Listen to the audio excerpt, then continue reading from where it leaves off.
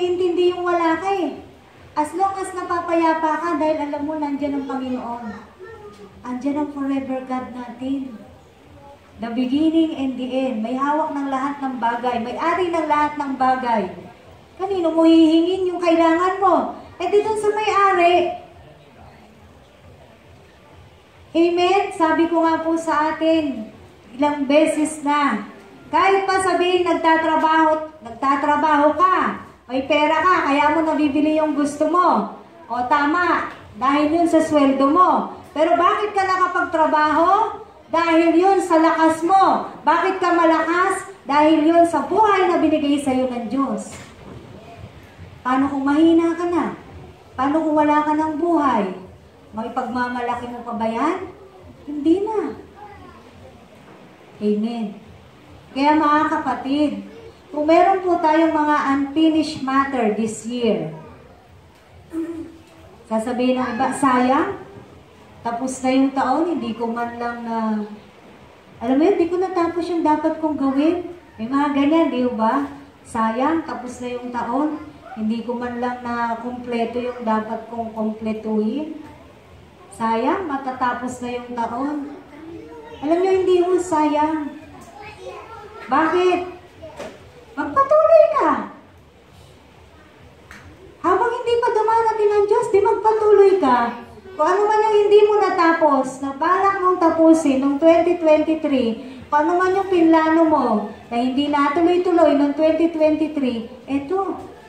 Kaya nga, an end to start anew. Binibigyan tayo uli ng Diyos ng pagkakataong magsimula. Amen. Kaya hindi sayang. Hindi sayang yung isang taon na galing sa Diyos. Amen? Para sa mga unfulfilled plans, yung mga hindi mo natapos na plano mo, meron pang chance. Amen. Yung sa mga ginugusto mo, meron pang pagkakataon muli na binibigay sa atin ang Diyos. Sabi nga, samantalahin po natin habang meron pa tayong palaging mga pagkakataon na gawin ang mga bagay bilang isang mananampalataya. Amen. Alam niyo po, ang ending, ang katapusan, maganda, mabuti. Yung iba kasi ayaw nang nag-e-end eh. No? Bakit maganda yung merong katapusan? Kasi merong Diyos tayo na pwede tayong magsimula ulit. No? Kahit po matapos ang mundo, matapos ang panahon dito sa mundo, di ba magkakaroon uli ng bago?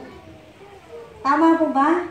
Nakasulat sa Biblia, mapaparang talaga yung mundo, mawawala talaga ang lahat ng ito. Pero ano, papalitan ng Diyos ng bago. At mas maganda. At yun yung hinihintay natin. Yun yung pinagpipray natin. Na makasama tayo sa ganong pagkakataon, sa ganong panahon na pag pinalitan na ng Diyos ng bagong langit at bagong lupa ito, ay kasama tayo doon sa bagong langit at bagong lupa na nakasulat sa pahayag. Amen! No? Kaya mga kapatid, hindi pa po huli ang lahat. Kung ano man yung mga bagay na sa tingin po natin, naging pagkukulang natin itong matatapos na taon, kung meron man tayong mga nasayang na panahon, itong 2023, meron man tayong sinayang na panahon, habang meron pa uling pagkakataon at panahon na binibigay po sa atin ng Diyos, gawin na po natin. Kasi mahirap pong magsisi sa bandang huli. Ang pagsisisi laging nasa huli yan. Wala ho yan sa unahan. So ngayon na po natin gawin. Kinakausap ka ng Diyos ngayon, kapatid, makinig ka. Amen. Huwag mong tigasan. Sabi nga sa Hebreo, harden not your hearts. Huwag mong tigasan ang puso mo. Kung kinakausap ka ng Diyos ngayon, huwag mong tigasan ang puso mo. Amen. Kung nangungusap ang Diyos sa iyo ngayon, makinig ka at sumunod ka kung anong pinapagawa sa iyo ng Diyos, kung anong pinapangusap sa iyo ng Diyos, kung anong sinasabi sa iyo ng Diyos. Dahil ang bawat isa sa atin ay may misyon na kailangan ma-accomplish bilang mga mananampalataya. Yung po bang lahat ng kamag-anak natin nakakilala na sa Diyos? Sagot. Hindi pa, di ba? Samantalahin natin yung ganitong pagkakataon na nakakasama natin sila at ipakilala natin ang Diyos sa kanila. Huwag na po tayong mahihiya. Yung iba kasi nahihiya pa. Yung iba sasabihan, uy, mag-pray ka. Pag nandyan yung kamag-anak na hindi nila laging kasama, di ba? Nagkakaroon ng nahihiya minsan. Pag sinabi, pag-pray mo muna yung pagkain. Huwag ka nang mahihiya. Bakit? Kasi pag kinahiya mo ang Diyos, ikakahiya ka rin niya. Sabi sa Mateo. Hindi ako may sabi nun. Kaya kapag kami mga ganitong pagkakataon, samantalahin natin na ipakilala ang Diyos sa mga mahal natin sa buhay. Yung ipakilala, kahit hindi mo sila sharean, yung ginagawa mo bilang mananampalataya, ipakita natin sa kanila. Una, nananalangin ka bago kumain. Tama. Yung quality time mo, kahit may bisita sa bahay, teka muna, oras namin ni Lord. Hayaan mo yung mga bisita nyo, andyan lang naman sila, yung sa oras nyo ng Panginoon, gawin mo. Yun yung sinasabi natin dito. Kasi pag sinabi natin ipakilala ang Diyos, ang mental thinking ng mga katulad natin ay ibahagi agad-agad yung di ba? Hindi ganon. Pwede natin maipakilala ang Diyos sa pamamagitan ng ating mga ginagawa, which is dapat normal, regular habit na natin yon bilang mga mananampalataya. Sa ganong bagay, makikita nila. Ganito pala ang isang mananampalataya. Dahil hindi po lahat naaakay sa pamamagitan ng salita. May ibang naaakay kapag nakikita nila kung anong ginagawa natin. Dahil tayo po ang tinitignan ng mga tao. Tayo po yung kanilang inoobserbahan. Tayo po yung kanilang hindi naman inaabangan kung magkakamali ka, pero talagang nakatingin po sila sa atin. Amen. Kaya ganun ang gawin natin, yung regular. Hindi yung magpapakitang tao ka, kung ano ka talaga. Ang problema, kung hindi ka naman talaga nagbibigay ng quality time sa Lord, hindi mo talaga yun mapapakita. Kasi hindi mo naman talaga yung ginagawa. Hindi ka naman talaga nagpapasalamat sa Diyos kapag kumakain ka. Hindi mo talaga yan mapapakita dahil ikaw mismo, hindi mo yung ginagawa.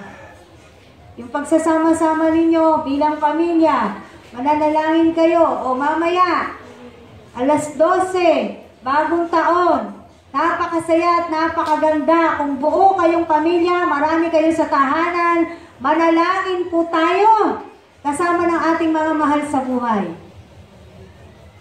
Through that way, na ipapakilala natin ang ating Diyos. Hindi yung pagpapakilala sa Diyos ay yung salita lang ng salita. Hindi po. Sa pamamagitan po ng ating mga ginagawa, kung paano tayo bilang mga mananampalataya na ipapakilala po natin ang ating Diyos. Na ipapakilala natin ang ating Diyos kung anong klaseng musika ang pinakikinggan mo. Kung anong klaseng musika yung naririnig sa inyong mga tahanan, naririnig sa aming tahanan. Tama? No? Ganun natin na ipapakilala ang Diyos. Yun po ay mga simpleng bagay lamang na dapat bunga po yun. Bunga ng isang pagiging mananampalataya na dahil ikaw ay sumusunod na sa Diyos. Kumbaga yun, gusto mo nang gawin. Kahit hindi ka nasabihan, ginagawa mo na. Bakit? Kasi alam mo na kung ano yung dapat at hindi dapat gawin bilang sinasabi mo, ikaw ay isang anak ng Diyos. Mga kapatid, this year 2024, kung hindi naging maayos ang relasyon natin sa Diyos, itong lumang taon, ayusin po natin ngayon. Amen. Habang may panahon pa, habang may lakas pa tayong lahat. Diba? Kaya napakaganda talaga ng kantang, habang mayroong lakas, habang may hininga, Sa'yo magpupuri at sasamba. Totoo kasi yun eh. Magagawa natin ang lahat ng bagay dahil buhay tayo, dahil malakas tayo. Pero kung wala nang lakas natin, di naman na natin magagawa yung mga bagay na yan. Amen. Kaya mga kapatid, magtatapos, pero magsisimula tayo ng bago. No? Kung naging pala absent ka ng 2023, ngayong 2024, mas lalo mong pag-igtingin ang pagsamba mo sa Diyos. Amen. Kung hindi ka uma-attend noon sa prayer, ngayon 2024, naisin mo na maka-attend ka sa prayer, sa midweek service. Dahil bukod po sa linggo, mayroon pa po tayong mga ibang gawain. Amen. So marami po tayong pwedeng ipanalangin sa Diyos na naging kakulangan natin itong matatapos na taon. Meron tayong uling pagkakataon ngayong 2024 para ayusin at makapagsimula tayong muli, no? Para sa Lord.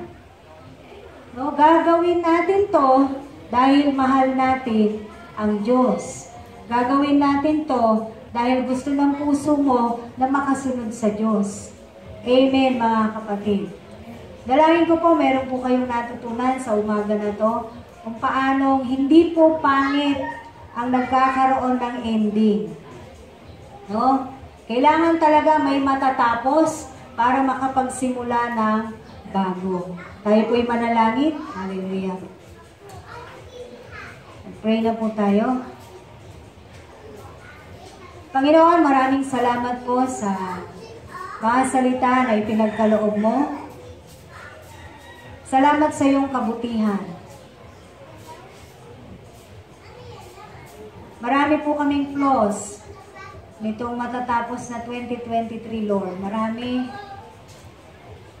Maaaring may mga sinayang din kaming panahon. Nagpa-banjing kami. Kasi palagi ang nasa kaisipan namin, mahaba pa naman ang panahon. Mahaba pa naman ang oras. Pero sa narinig namin ngayon at ang pag-aralan namin ngayon, malapit nang dumating ang wakas. Hindi ba namin alam yung eksakto kung kailan? Nagpapasalamat po kami sa pagpapaalala. Pagpapaalala mo sa amin, Panginoong Yesus.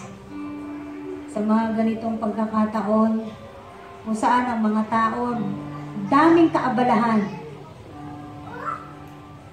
Maraming mga ginagawa. Dahil meron pong kasiyahan na magaganap. Salamat sa pagiging masaya.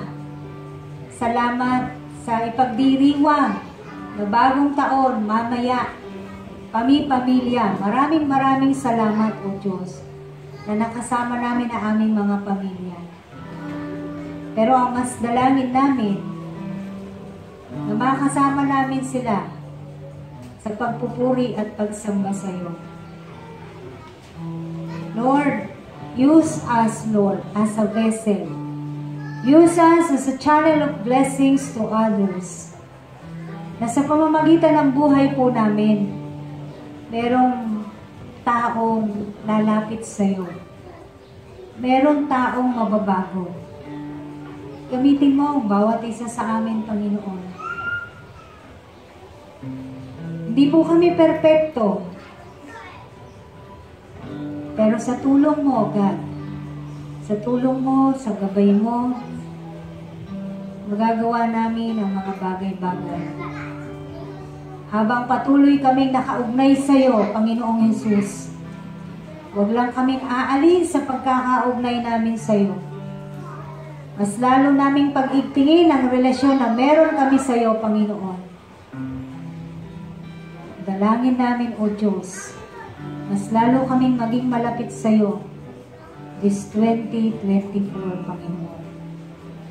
Salamat sa matatapos na taon. Salamat sa lahat ng napagdaanan namin, pangit man o maganda. Salamat, Panginoon. Dahil doon sa mga pangit, nandun ka. Sa mga pangit na naranasan namin, nandun ka, hindi mo kami iniwan. Doon din naman sa magaganda at masasaya, nandun ka rin, Lord. Dahil talagang pinasasaya mo kami at pinapayapa mo kami. Kaya maraming salamat po.